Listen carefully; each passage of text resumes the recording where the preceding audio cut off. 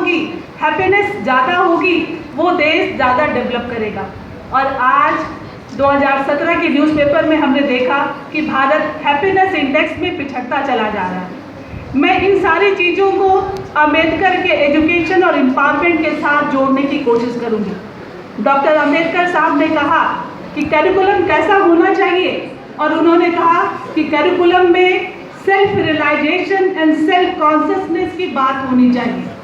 अगर हम चाहते हैं कि सेल्फ रियलाइजेशन और सेल्फ कॉन्शियसनेस जनरेट किया जाए तो हमें अपने रूट्स में जाना होगा और हमें तलाशना होगा मॉरल वैल्यूज़ एंड स्पिरिचुअलिटी।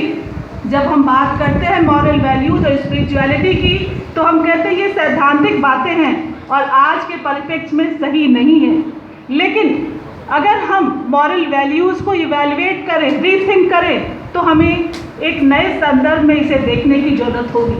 जब हम मॉरल वैल्यूज और स्पिरिचुअलिटी की बात करते हैं तो हमें इसके लिए जंगल में जाने की ज़रूरत नहीं है, बल्कि प्रेजेंट कॉन्टेक्स्ट में हमें खुद को देखना होगा। विवेकानंद ने कहा है, you are the decision, you are the maker of your own destiny. हर एक व्यक्ति में इतनी ताकत है कि वो अपनी डेस्टिनी बना सकता है, और इसके लिए हमें मॉरल वैल्यूज़ और स्पिरिचुअलिटी में देखना होगा।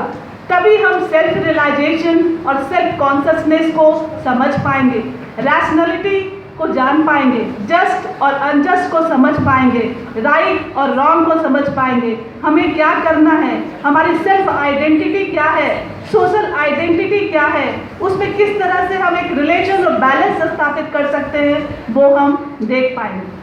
Doctor B.R. अम्बेडकर ने प्राइमरी एजुकेशन और हायर एजुकेशन की बात की।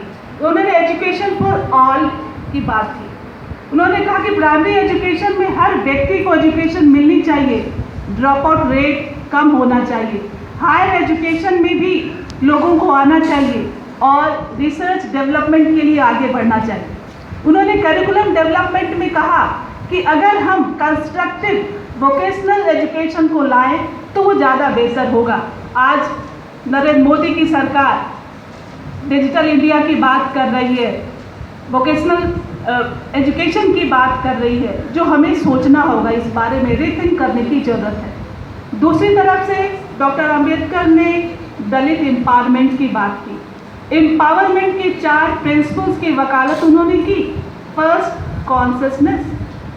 हम अपने कॉन्शियसनेस में कब आएंगे? जब हम साइलेंटली ऑब्जर्व करेंगे, जब हम देखेंगे what are my plus point, what are my minus point, हम उसे कैसे दूर कर सकते हैं, किस तरह से आज की परिस्थितियों के अनुरूप अपने आप को ढाल सकते हैं।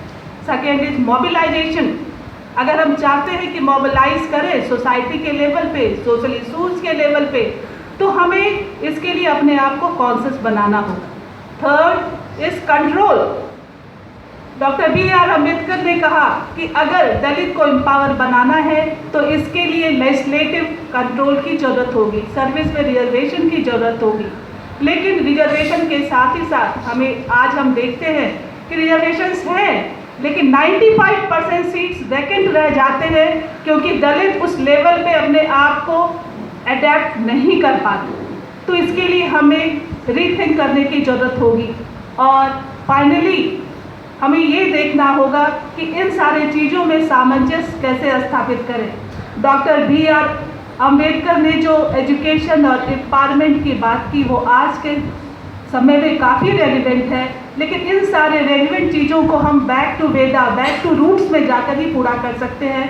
और इसके लिए मॉरल वैल्यूज़, एजुकेशन और स्पिरिचुअलिटी को रीथिंक करने की ज़रूरत है, अपने पर्सनल लाइफ में लाने की ज़रूरत है। Thank you.